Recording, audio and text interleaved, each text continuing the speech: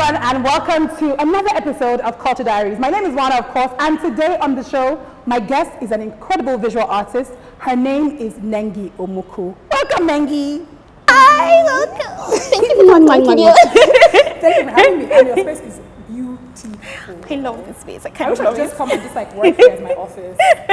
You're free anytime. Just come just like anytime. Down, just, chill. be super inspired. Burn incense. I know. Yes.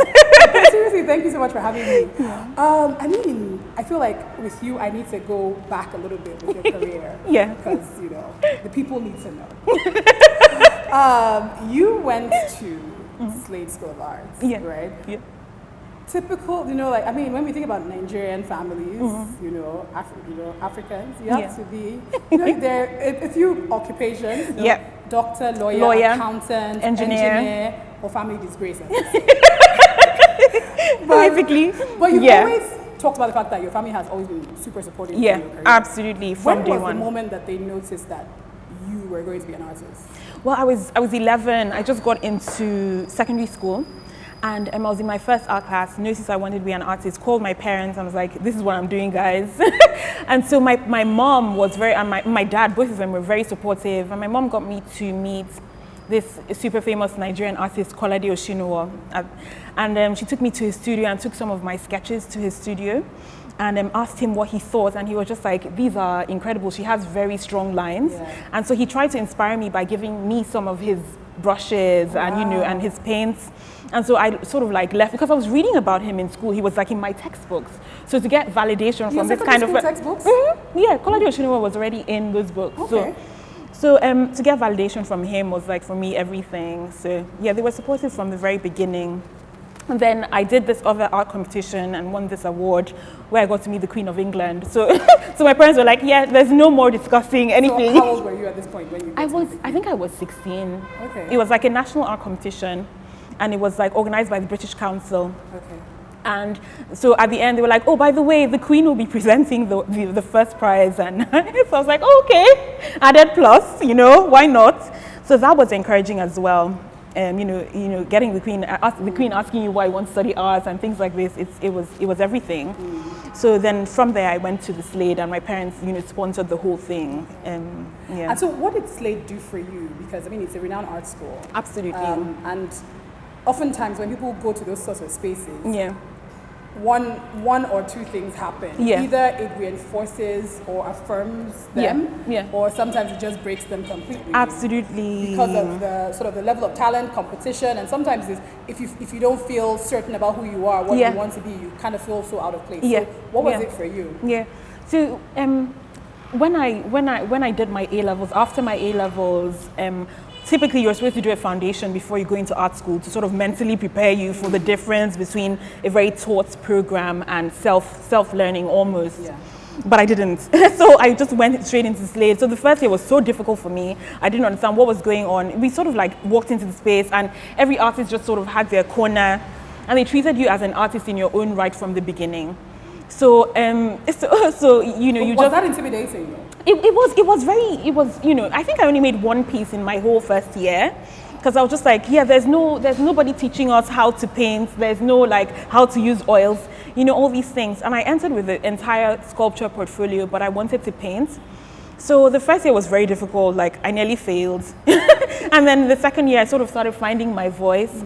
And I had incredible tutors. Philida Barlow, who is now represented England at Venice Biennale, was my tutor in my first year. And she sort of like helped coach me and sort of helped me see where I was going in terms of like my practice and helped me find my voice as well. So the Slade was like home for me. The first year was very challenging, but like after that, it was home. We would wake up, you know, just be in the studio till very late at night. And I had all those other amazing teachers like Lisa Milroy. They were just incredible people. So, yeah. And so when would you say, what year was it where you finally found your feet? It was my final year in the bachelor's. I sort of started moving from figuration, because I used to paint like, and I used to paint and also model like very figurative bodies. And then from there, I now started moving into abstraction. started realizing I wanted to push the boundaries with the human body. And that's when I started, that was just at the end of the bachelor's. So when I now got into the master's, that's when I sort of started spreading my wings. I mean, you've talked about the fact that your mother is a florist and a landscaper. And I think there's a lot of color and form. There's interesting play with form and symmetry within the work as well. Absolutely. Do you think like that has had any effect? Absolutely. Like I think, I did study at the Slade for a very long time, for 6 years, but I feel like my art education continued and advanced a little bit when I came to work under my mother. So my first studio was in Port Harcourt in her garden, Tontex Gardens. And it was this this massive garden, and she was teaching me about symmetry in floral design and basically how to block colors and how to combine things to make sort of like a harmonious arrangement. And I was like, oh yeah, I'm an artist, this is going to be like, a no-brainer. But it was really difficult actually for me to understand like floral arrangement in 3 dimensions. Like I could sketch. It's also sculptural as well. Exactly, it's very, very sculptural. So so she was teaching me all of this, and I think that has informed a lot, like my palette, the forms, and even the content of the bodies as well, have been sort of informed from these 5 years of arranging flowers. I think something I love about your work is, I mean, it's figurative and it's abstract, so it's like figurative abstraction at the same time. But even the abstract nature of it still has form. It's not without form. Exactly. I feel like that leaves room for a lot to talk about, a lot of conversation, a lot of a lot of context as well. I mean, in terms of themes and subject matter, women are a huge part of that. Mental health is also a big thing for you. So I wanted you to talk a bit more about why those 2 themes are like ever present for you. Like the first time when I moved back to Nigeria from after the Slade, I spent a year in Ibadan. And I didn't paint because I think I was experiencing some sort of reculture shock. Because I'd been in England for so long, not coming back that often. So coming back to Nigeria, so many things seemed so strange. And so I just sort of was watching and observing my new environment, and I was in Ibadan. And the first encounter I had that really made any sense was I saw this woman in this regal attire with diamond shapes, just strutting in the middle of the street, like on the highway, like just in the middle, like she owned that street, and cars were just passing, just sort of avoiding her. And I kept bumping into her, and it didn't take long for me to realize that she was mentally ill. And that was when I was like, there's a serious imbalance here. This is not something that should persist in our society. Like we need to find ways around this. And so I painted her portrait because I didn't really know where it would lead, But that was the only person I wanted to paint at the time. And so I painted a portrait. I didn't take a photo of her, but just based on my memory of that encounter with her, the encounters I had with her, I painted this portrait. And I called it Bodija Heiress because I just started, like, in my mind, creating this whole narrative about like where she came from and how she got to where she was. Was she heartbroken? Was it some kind of depression, anxiety, bipolar, like schizophrenia? Like what happened that brought her here? So so that's the first portrait I did of a mentally ill person. And then from there, I moved to Port Harcourt, and I kept noticing them in different stages of dress and undress. You could find somebody stark naked just walking in the middle of the street, and people just making assumptions as to how this person got here. But so that's I guess when the evolution of the body in my practice really started. I realized that I can't be painting the physical appearance anymore. I want to paint some sort of like deep and a psychological portrait. That's why the forms in the body are constantly like changing, like from one form to another. And also why the fabric is in there is the relationship that these people have with dress. It's a very significant thing with dress and with hair. So those are sort of constants that you will find in my work, this changing body, the hair, and the relationship to fabric. I think that's so interesting as well because so with the sort of mangled inside, right? You're using texture to capture emotion. Exactly. Right? Absolutely. And then it's interesting for me looking at this obsession with appearance and how that has a very concrete form. And I think of it in relation to just our reality and how we're constantly covering up things. exactly. This is something we were even talking about earlier. Like in society, like we have so much pressure that they're telling us you need to look a certain way, you need to dress a certain way, you need to behave a certain way. In fact, when I came back to Nigeria, like I would just wake up, you know, shower, get dressed, go to my studio, and somebody once told me, no, go back inside, you know, you change from your nightie. What are you wearing? This is not how people dress here. You know, you need to package. You need to package yourself and present yourself to society. So there's so much pressure on how to look, how to be, how to think, you know. So I imagine that these are even many of the reasons why people fall into depression, anxiety, because you're just so worried about what other people are thinking. And I feel like it speaks to our larger culture around using clothing, as I said, using clothing to cover up situations and issues. Because one thing people who aren't Nigerian always say when they come to at least Lagos, they say Nigerian women have impeccable dress sets. Oh wow.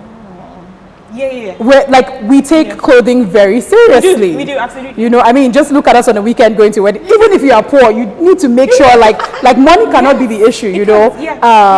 And it's also it's used to cover up a multitude of problems and issues that we experience and we go through. And I feel like I see these parallels between like our everyday lives and how we're constantly covering up or masking. Yes, exactly. You know, and the paintings as well. Exactly, because so sometimes you have fabric like just sort of draped from the corner of a figure, you know, and then the rest of her body is kind of exposed, or just fabric just sort of leaning, you know, laying on her knee, and then the rest of the body. So it's just like this you know, changing relationship to dress. And how do I want it? Do I not want it? You know, how do I want to? This push and pull to express your real self.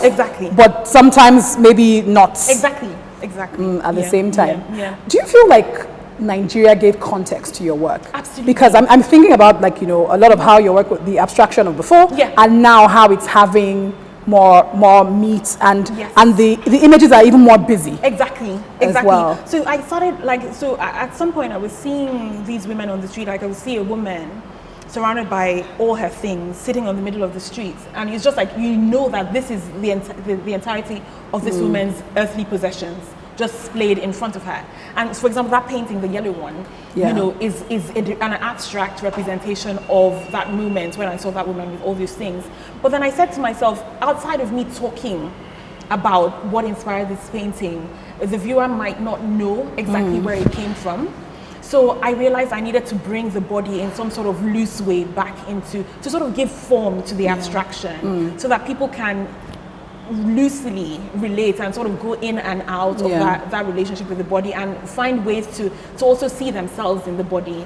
So that's why they're also not, they don't have faces, so you can project whatever image you see or whatever is in your mind about the work. I mean, how have people's reactions been to your work? It's incredible. Like, mostly what I've noticed is women come into the studio and they're like, oh, I love the face. How did you, like, what is it? Is it like cotton wool? Is it flowers? But men are like, oh my God, it's so morbid. So this is like, that's so interesting. It's very interesting for me to watch. So they're like, it's so dark. I'm just like, well, you know. And yet so bright. Exactly. So I'm using very bright colors to talk about depression. Very dark things. And some dark things, But you say, that's something interesting that you say women seem to be more, you know, be more alive when they see it, and men are just like, somewhat uncomfortable. Do you think that speaks to the fact that these women connect with the subject? Like, without you speaking about it, they can see themselves in the work?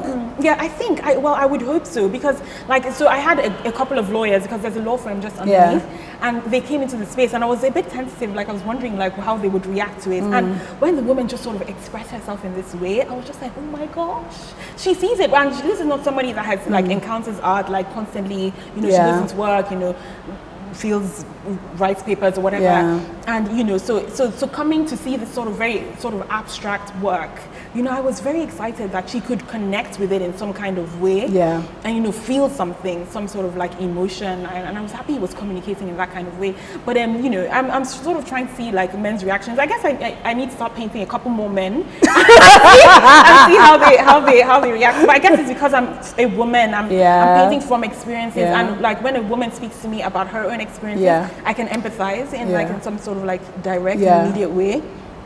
Yeah. So. You've something that I would, one of the reasons I wanted to also interview you, beyond the fact that you're amazing and you create incredible work, was the fact that you haven't always lived in Lagos, right? And so I want to know about your experience coming into Lagos, because it's definitely a booming ecosystem when it comes to art. And I want you to talk to me about the industry side of it. And what it's been like living in Lagos and working out of Lagos, having to create and sell your work here as well. In the first month, it was very overwhelming. So I had just moved into Lagos. I just got a studio, mentioned to a couple of friends, but somehow the news was sort of spreading. Nengi has a studio in this place. And so I had like friends, collectors coming into the space and buying paintings, booking paintings before they were even finished. Oh, wow. So it was actually causing me a lot of anxiety. I was just like, no, I can't handle it. I actually wanted to run away, maybe to Ibadan. So nobody will see me. So I can just create in peace, you know. But I've sort of found a balance now. So I control the hours in which visitors come into the space. So like I don't like have random walk-ins into the space, like when I'm trying to paint and a random person just sort of walks in. So that was a challenge at first. But then again, the wonderful thing talking to collectors or friends, you know, is how they see art. And sometimes they open your eyes to the way they see the world, and it can even inspire the work you're making, work you're about to make. So it's just conversations, you know, and openness to listen to what they're saying. And so at the moment, I found a balance. I found something that works for me.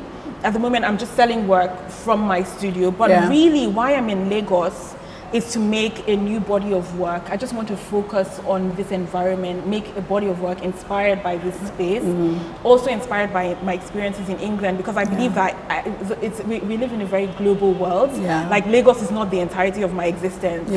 You know, someone was even asking me, how many African countries have you traveled to? I was like, actually, to be honest, I've traveled more around Europe than I have around Africa. So I'm trying to like ground myself and just sort of bring these Western techniques that I've learned and combine them with something that's very local and very home to me. So that's my agenda for Lagos. And in terms of the artistic community, I mean, I feel like you've been pretty embraced. That's the thing. I feel like you've been very embraced so quickly, and you know, and there's a generosity that I feel like so I want to know from your perspective. Oh my goodness, they welcomed me with like open arms. It was not, I didn't feel any like, there was no like, you know, she's been in England, like why is she in Lagos, like, you know, who is she?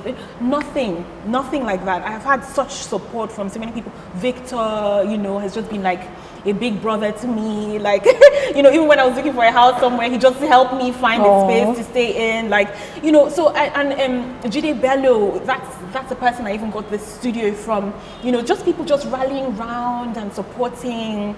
Even the galleries I worked with Art House, I worked with Red Door, I worked with Sandra SMO, Contemporary, and they've just been like, you know, mums to me or uncles. Do you understand what I mean? It's been beautiful. It's just like, it speaks to the Nigerian spirit of like generosity and openness and warmth. It's amazing. Has the city been distracting? Extremely. Because it's a beautiful place in terms of energy for an artist to work in or work out of, but it can be an incredibly distracting place. And I want to know how that's affected your work. See, for example, I was like, okay, what I'm going to do is like live like how I lived in London, for example, you know, just get a house down the road. I have my studio here, and then I'll be taking morning walks to the studio. I tried it once. The number of cars that tried to jam me in the space of, you know. We don't trek here. We don't trek. So if you don't want to die, we don't trek here. So they were like, Nengi, you know you're an artist now. If people see you walking, they'll think you're poor. They won't want to buy your paintings at the price you sell. So you need to package it. You need to package yourself. So like normally because I was like thinking, oh, this could be good exercise, but like, you know, that was just one thing that just sort of cut. I had to just cut out of my life, because I was like, morning walk before painting. This is a good exercise. Just clear my head with the fumes. You hit these fumes, you know. And then you know, people driving, they can just be so disrespectful. But so that's one challenge I've had, just getting into the studio in the morning. But otherwise, how has it been distracting? No, I think it's been, I've found a way to separate myself now. In the beginning it was, and I think because I moved into Lagos in Artex Week. Wow. So, wow. So, you know, and I was doing the, art summits. Yes. I had to speak at art summits, and then there was another thing I had to speak at. So it was a lot of things, and I couldn't find time to paint in the first 2 months in Lagos. So yeah, so that was a bit of a distraction.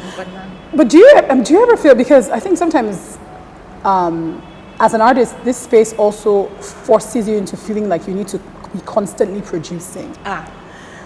And I think even art requires quiet time, it requires stillness, right? How are you sort of managing to cope with that? Because your work is in demand. So you're having collectors coming out, I want this, and people are trying to even book paintings even before paintings are done. Probably commissions are coming through as well. Exactly. And you know, for the work to continue to be able to stay authentic and come from a place of purity and authenticity, you also need time in between, I guess, you know. How are you sort of coping and managing that? Exactly. Well, the one very strange experience I had, well, a collector came into the studio and he just saw the largest blank canvas I had in the studio and was like, I've commissioned that piece, you know, paint anything, piece. As I was looking for my studio, I was like, no, come back, sit down with me, tell me a bit about your life. So we had this beautiful, very deep conversation about his uncertainties and where he was in his life and just, you know, the challenges he's having. And he wrote me as well an email about, you know, where he is in his head. So it wasn't like a direct paint this, which is what I won't work with that anyway. But it was just like, this is what I'm going through. But it's very weird for me for someone to sort of come and pay for a blank canvas before I've even started painting. So, but again, at first it was causing me a lot of anxiety. But I found a way to just sort of be quiet within myself. And, you know, I've told them, you know, my paintings take a lot of time to make. I want to put in detail and I want it to be something that I'll always be proud to look at. A painting that I can live with for myself. So you will give me time to make the work, and if you understand that, then we can go ahead.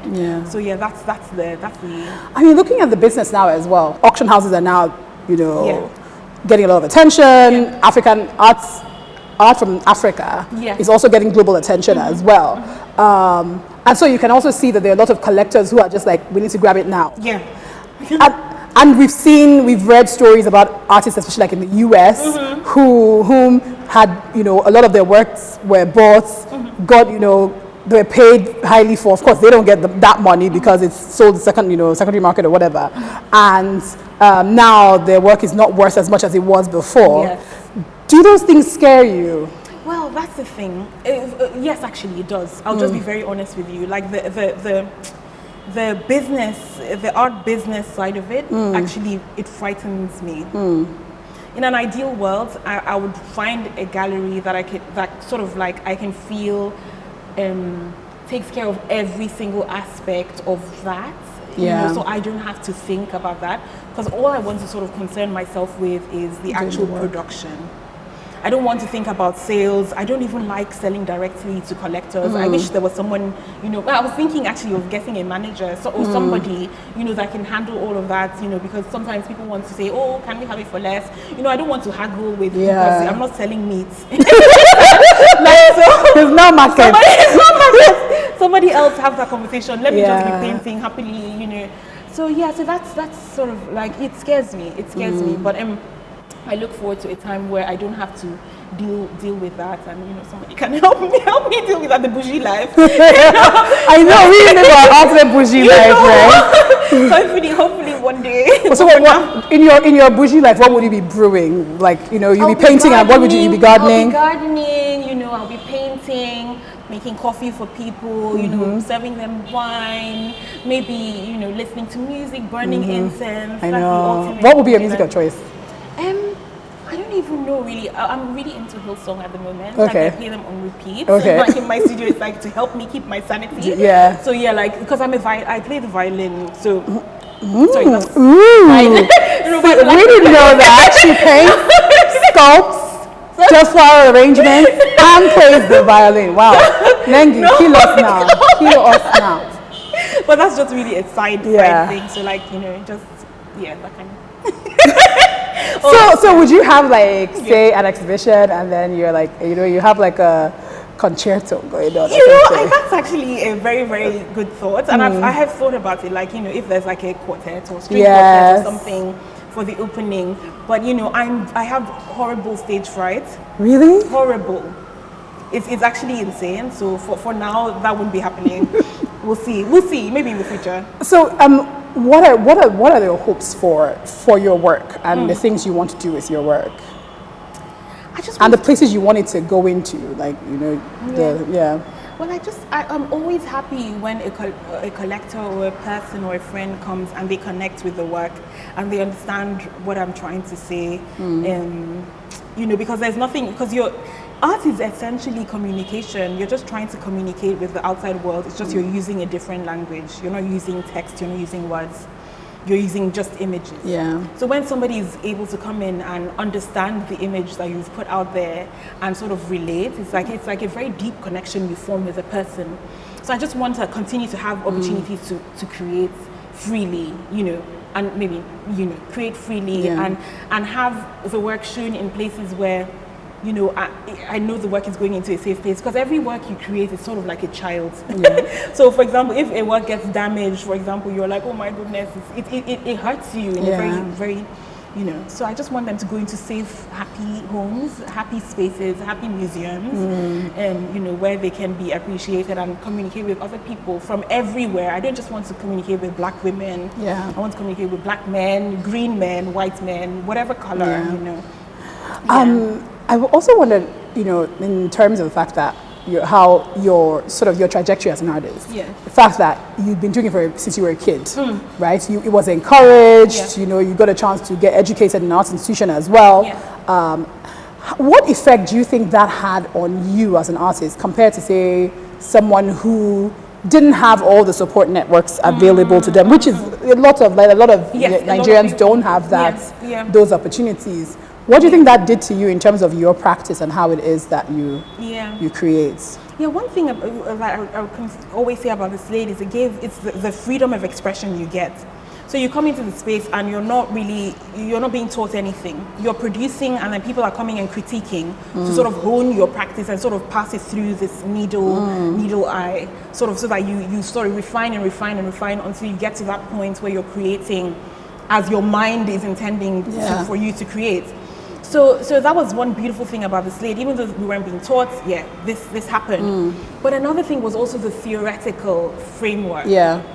So learning art history, learning about the people that came before you, and realizing that you're not the first artist to exist in the world, and understanding that there's a whole language, there's a whole tradition that you're adding your own voice to, and finding how you fit in that context. So that was one of the benefits of art school.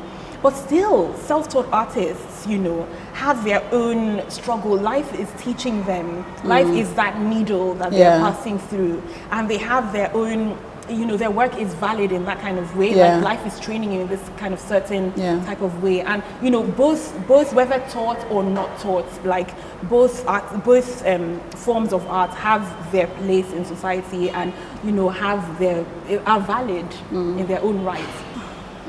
Reckless Love by Hillsong. Okay. I couldn't find as much time for music when I became an artist. So that's something I'm always chasing. I'm always looking for ways to brush that up. Like I can see that. So I can see that. That's always a struggle, though. Yeah, it is. And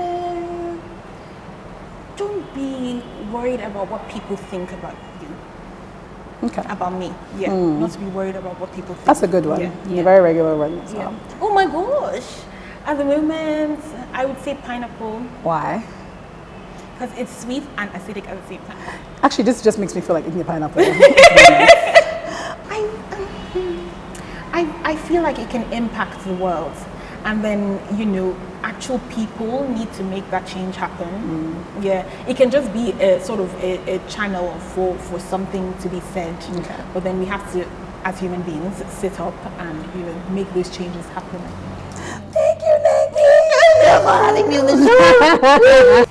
Thank you guys so much for joining us on today's episode of Culture Diaries with the incredible and awesome Nengi Omuku. Of course, you can follow me on social media. All the details you want are at the bottom of the screen somewhere, or they'll be in the description box anyway. Until next time, remember, art is life. Bye.